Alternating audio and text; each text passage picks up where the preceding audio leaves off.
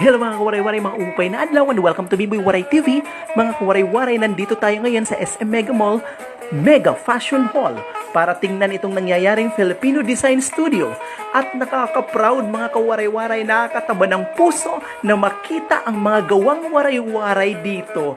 Alam nyo ba mga kawaray-waray na nakita ko ngayon dito ang famous banig ng Basay Samar? Diba?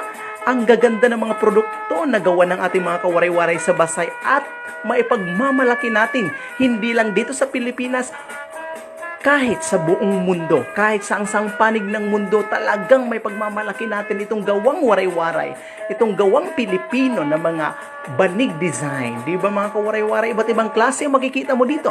May coin purse, may lagay ng laptop, may handbag, shoulder bag, backpack, lahat. Di ba? At ang pinaka-famous na tikog banig.